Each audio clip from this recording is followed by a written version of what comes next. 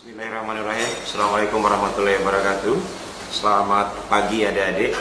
Pada pagi hari ini saya akan menjelaskan tentang acara praktikum mikrobiologi pertanian yang akan adik-adik lalui di masa pandemi COVID-19. Acara yang akan dilakukan pada praktikum mikrobiologi pertanian saat ini yaitu ada 6 acara. Pada kesempatan ini saya akan menjelaskan tentang acara pertama, yaitu tentang pengenalan alat. Ada beberapa alat yang akan adik-adik sering jumpai di dalam pelaksanaan praktikum nanti, yang berhubungan dengan pengamatan mikroorganisme yang biasa dilakukan di laboratorium mikrobiologi. Yang paling penting pada kegiatan ini yaitu Anda diharapkan terampil dalam menggunakan alat untuk pelaksanaan kegiatan praktikum, dan yang paling utama Anda harus bisa menggunakan mikroskop. Sebelum kita membahas tentang mikroskop, saya akan memberikan contoh beberapa alat yang biasa digunakan pada kegiatan praktikum.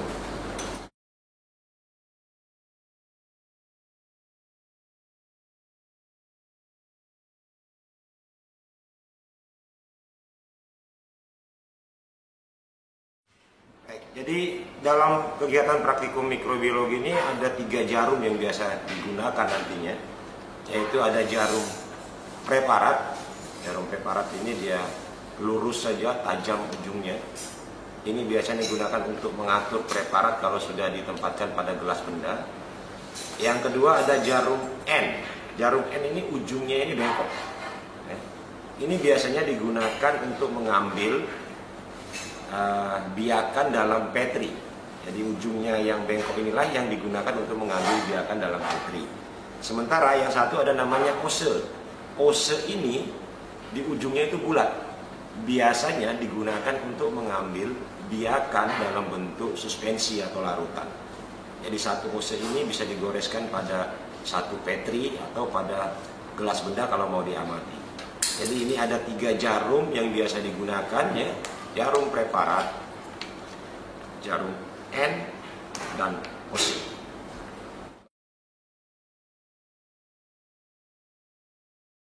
Baik, kita lanjutkan. Alat yang kedua yaitu alat yang berupa gelas. Banyak sekali yang akan Anda jumpai pada saat kegiatan praktikum ini. Kita mulai dengan petri dish. Petri dish ini biasanya digunakan untuk menumbuhkan biakan mikroorganisme, baik itu dalam berbentuk jamur atau dari kelompok bakteri. Petri dish, ya. Jadi petri dish ini ada bagian atas, ada bagian bawahnya, dan ada bagian atasnya itu penutupnya. Jadi menggunakan petri dish juga harus punya teknis, ya. Teknis bagaimana membuka petri dish. Ada beberapa cara membuka petri, membuka jempol saja, membuka telunjuk saja, atau mengangkat kedua-duanya sehingga terbuka. Ini petri dish. Yang kedua adalah tabung reaksi. Tabung reaksi ini biasanya juga digunakan untuk menumbuhkan beberapa mikroorganisme yang penggunaannya pun perlu keterampilan di dalam penggunaan tabung reaksi. Yang apabila tabung reaksi ini ada penutup, maka membuka dan menutup tabung reaksi ini dalam kondisi aseptis itu ada teknisnya, yaitu menggunakan jari. Penutupnya diambil satu-satu seperti ini, lalu nanti dibalikan lagi tutup seperti itu.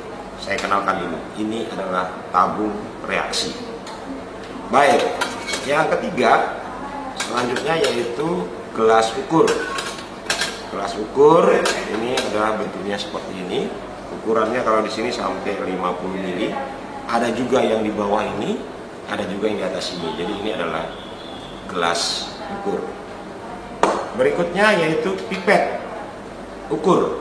Ya, jadi ada pipet ini, pipet volume, pipet ukur ini ukurannya sampai 10 mili. Ada juga ukuran di bawah ini. Ada pipet volume yang ada tonjolan di tengahnya.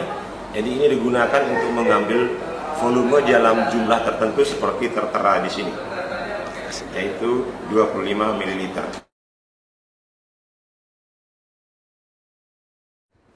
Selanjutnya adalah salah satu pipet yang biasa digunakan, yaitu pipet tetes. Ini banyak dijumpai kalau di rumah juga ada, biasanya untuk memberikan obat pada adik-adik menggunakan gelas dan ujungnya ada karet seperti ini, namanya pipet tetes.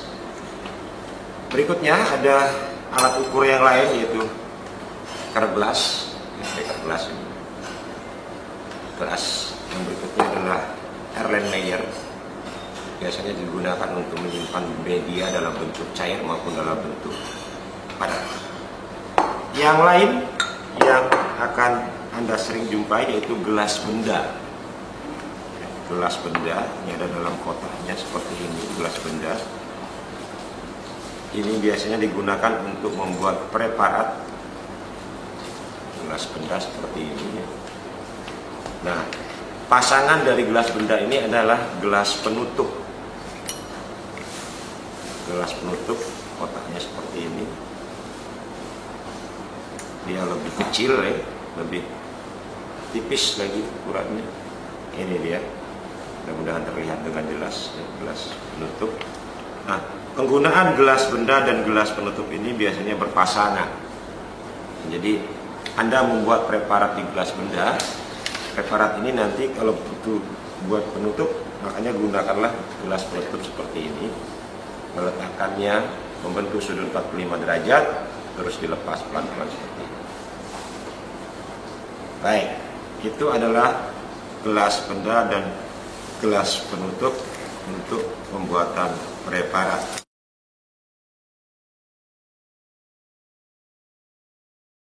Baik, selanjutnya yaitu saya akan menjelaskan tentang pipet mikro.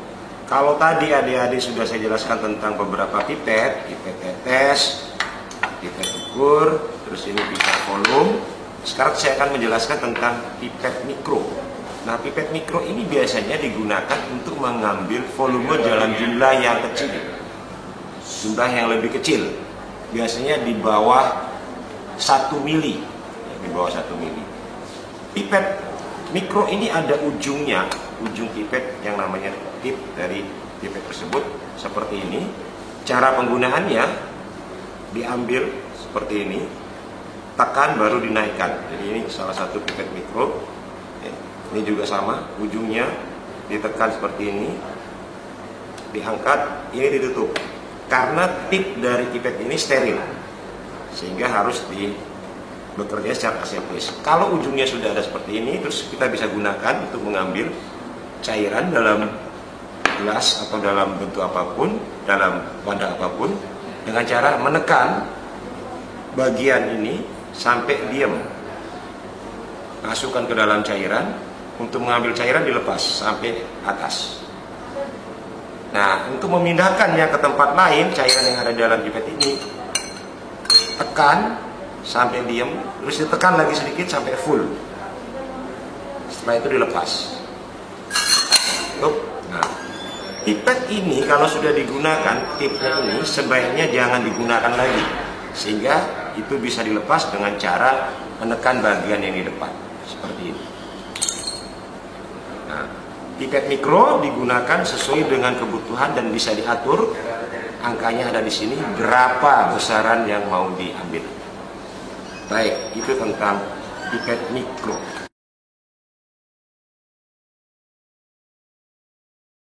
Selanjutnya saya akan menjelaskan tentang water bath. Water bath ini adalah alat di mana berfungsi untuk mempertahankan suhu media. Jadi dalam water bath ini ada air. Air di dalam sini dilakukan pemanasan menggunakan pemanas, menggunakan listrik. Ya. Ada ini. Dan suhunya bisa diatur di sini berapa derajat yang mau dipertahankan suhu air tersebut.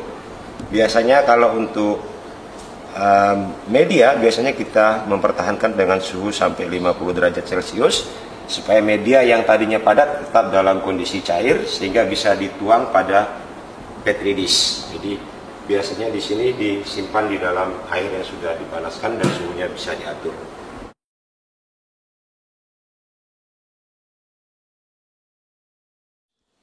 Yang biasanya digunakan untuk memisahkan antara bagian cair dan padatan pada sebuah larutan. Untuk beberapa kegiatan biasanya menggunakan centrifuge ini Untuk pengamatan nematoda biasanya kita menggunakan centrifuge. Untuk pengamatan mikorrhiza juga menggunakan centrifuge. Kecepatan dari centrifuge ini bisa diatur sesuai dengan kebutuhan. Kalau di sini terteranya sampai kecepatan 3000. Jadi bisa diatur speednya di sini sehingga kita bisa melakukan seperti apa yang kita butuhkan menggunakan centrifuge. Kita beranjak ke alat yang lainnya, yaitu laminar air flow.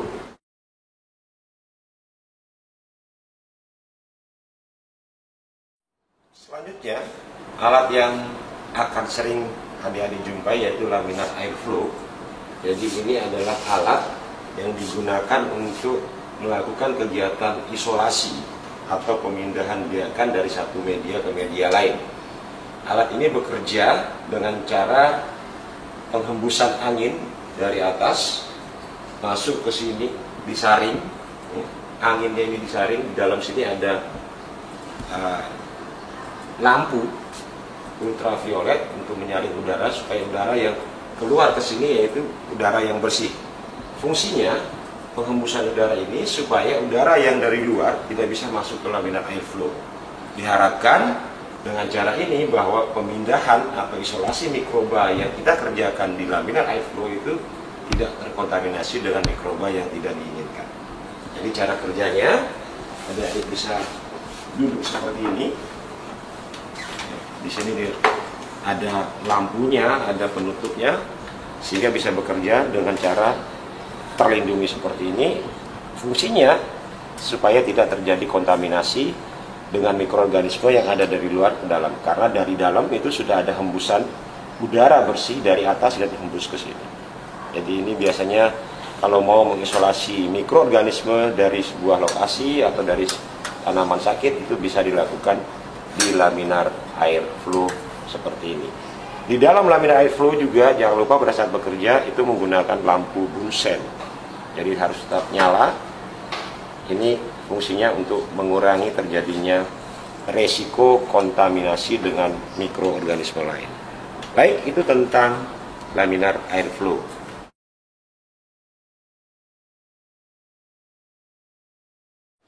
Alat selanjutnya yaitu autoclave. Autoclave ini adalah alat yang digunakan untuk sterilisasi.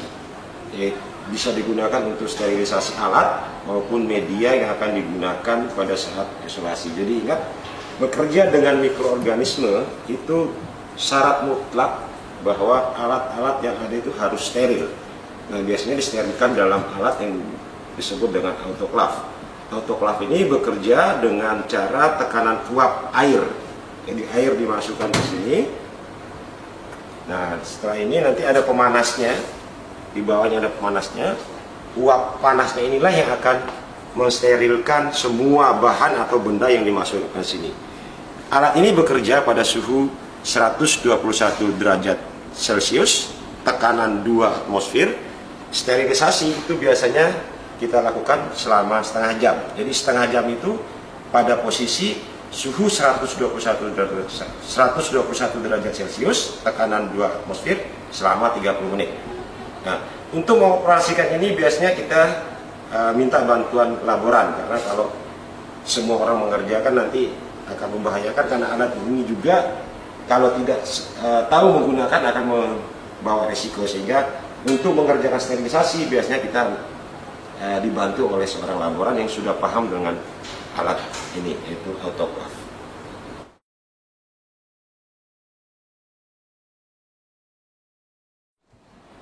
Selanjutnya saya akan kenalkan tentang mikroskop.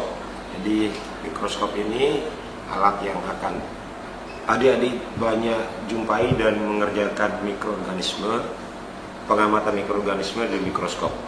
Mikroskop yang ada di depan saya ini mikroskop yang mempunyai 2 lensa okuler. Jadi biasa disebut dengan mikroskop binokuler. Ada beberapa bagian yang penting yang perlu adik-adik tahu pada mikroskop ini. Pertama yaitu lensa okuler yang di atas ini adalah lensa okuler. Yang berikutnya adalah lensa objektif yang ada di bawah yang dekat dengan objek pengamatan. Objek pengamatan biasanya diletakkan pada meja benda. Ini meja bendanya, meja preparat seperti ini. Jadi preparat kalau sudah dibuat, sudah disiapkan, diletakkan pada meja preparat di sini dengan membuka penjepit dari preparat tersebut, terus preparatnya dimasukkan, dijepit menggunakan penjepit preparat. Berikutnya yaitu bagian yang lainnya di mikroskop, yaitu pengatur kasar yang besar ini. Jadi ini berfungsi untuk menggerakkan meja preparat atau meja benda, naik dan turunnya meja preparat menggunakan pengatur kasar. Di samping pengatur kasar ada pengatur halus. Jadi untuk memfokuskan bayangan dari objek yang diamati. Ini fungsi dari pengatur halus. Berikutnya pengatur yang lain yaitu pengatur preparat, untuk menggeser preparat. Ada di samping sini. Jadi ini berfungsi untuk menggeser meja preparat maju atau mundur dan bergeser ke kiri atau ke kanan. Tujuannya untuk mencari di mana posisi dari preparat atau objek yang akan diamati menggunakan meja benda yang bisa digeser ke kiri dan ke kanan, ke depan dan ke belakang. Bagian yang lain pada mikroskop ini yaitu pengatur cahaya yang ada di bagian bawah di sini. Pengatur cahayanya ini diafragma. Ini adalah pengatur dari cahaya dari mikroskop. Nah, sekarang bagaimana bekerja dengan mikroskop? Ini yang penting. Pertama, Anda siapkan preparat yang mau diamati pada gelas benda seperti ini. Setelah itu Anda letakkan preparat itu pada meja benda dengan cara menjepit dengan penjepit preparat. Jangan lupa mikroskop harus berada pada posisi meja preparatnya, harus berada posisi paling bawah seperti ini. Setelah itu Anda nyalakan lampu seperti ini. Jadi mikroskop ini bekerja dengan menggunakan lampu atau cahaya yang bersumber dari listrik. Kalau mikroskop yang lama mungkin masih menggunakan cahaya pantulan cermin. Kalau mikroskop ini sudah menggunakan lampu dari listrik.